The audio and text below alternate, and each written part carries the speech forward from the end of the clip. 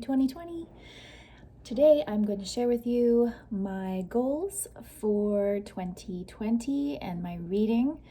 I did film a wrap-up of 2019, so if you haven't watched that, I will link it down below so you can see my review of the year. And overall, I had a great reading year, so I'm hoping to just carry that momentum forward into 2020. So the first goal that I have is to read from my favorite authors list that I created during Vlogmas. I will also put that video of my announcement about those authors down below. What these are authors that I want to revisit. So authors whose first works that I read, I really enjoyed, and I want to get to another book by them in 2020. So there's 12 of them, one for each month. And yeah, I'm excited to visit those authors. And just based on another comment, I want to make sure that people understand that this is just a list of some authors that I like. There's many, many more in my TBR, and I kind of picked them in a really arbitrary way without making any specific requirements for them, other than I'd already read at least one of their books and I just really wanted to make sure I read them again in 2020. So don't assume by any stretch of the means that these are the only authors that I enjoy or that I'll be reading this year. Next thing that I am going to be doing in 2020 is continuing on with my 1970s project. I started that last year in 2019, and I picked out 10 books, one from each year from the years 1970 to 1979, that I wanted to include in the first round of reading about the 1970s. And I created this project because I was starting to notice that the 1970s was just a time that I really usually love the writing style and the topics and what writers had in their inspiration and what they were creating.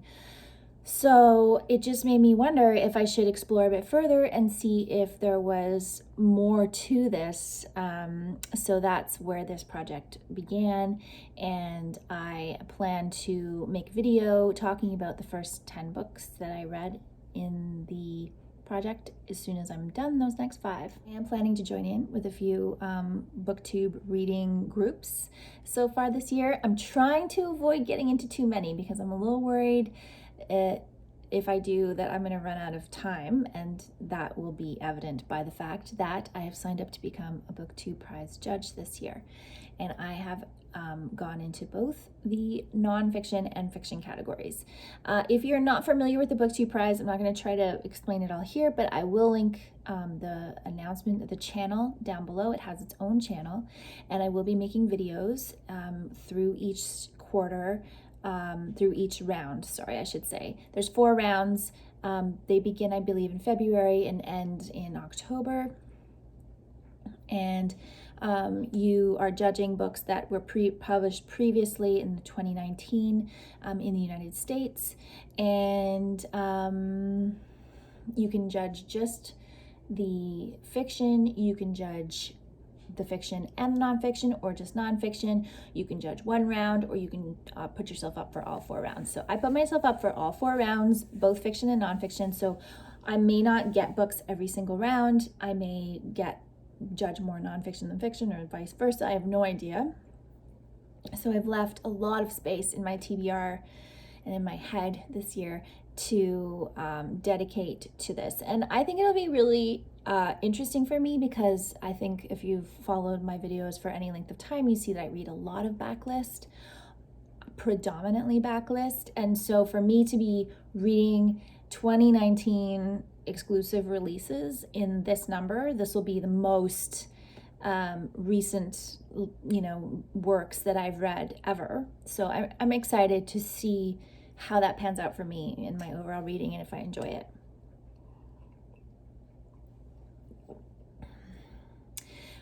The other challenge that I am going to participate in this year is by Natalie from Curious Reader. She has created a challenge for reading nonfiction called Curious Adventure, and I really liked her prompts. I just felt that it would be fun to connect my nonfiction reading to the prompts in the project.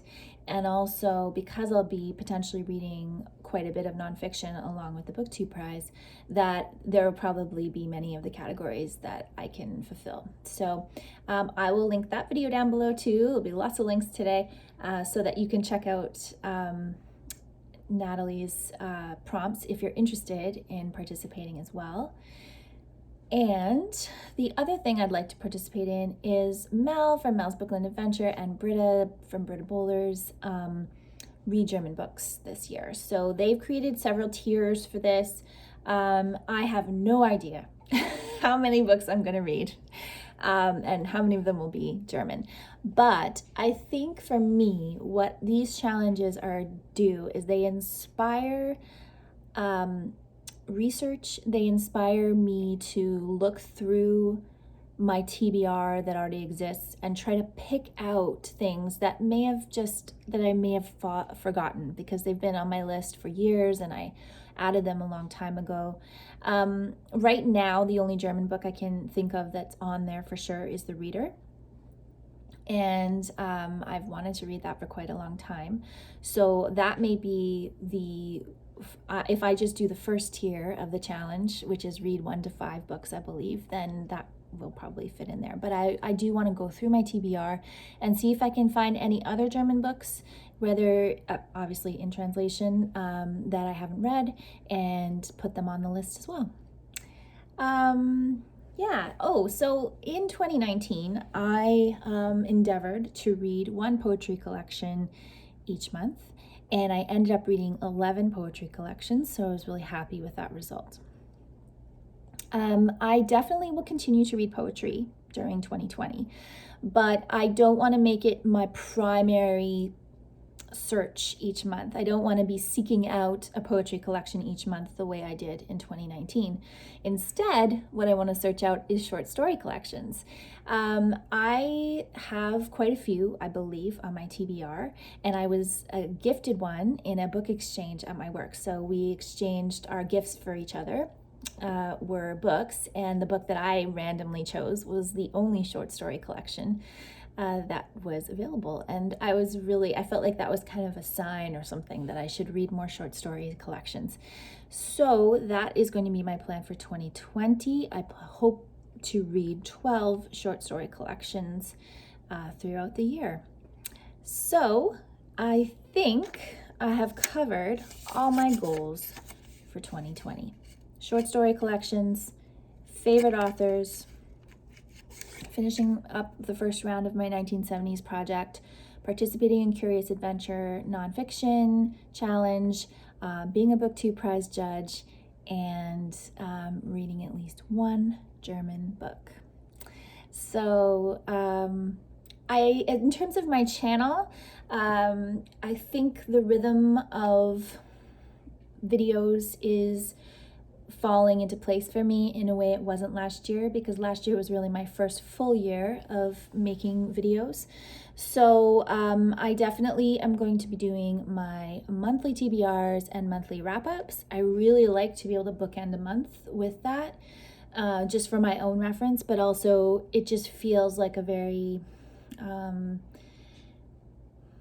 clear delineation from month to month about my reading. And I definitely still plan to do vlogs. I'd like to do one reading vlog a month potentially. And then here and there, I will pepper in some tags. And I will be making videos about my BookTube prize judging, but obviously those will only be released for each round. And they are only released after all the voting results have been submitted, because that's a way to try to keep the judges from influencing each other. And I think that's fair enough. Otherwise, video-wise, no idea. I am still making my art videos. I haven't made one in a while, but I do have an idea for one coming up this month. And we will be traveling in March, so I'll have a little travel video vlog for March, or probably the beginning of April that will come out. And otherwise, I'm just gonna be here making my videos in my little corner of YouTube and interacting about books and art and just really continuing on in this great space that I really enjoy being in. So I hope that whether or not you've set goals for 2020, because you don't have to set goals to have a great year, I don't think, that you have a great year. I hope that by December 2020, we've all read a lot of really great books. And cheers to you. Happy New Year. I'll be back again soon with another video.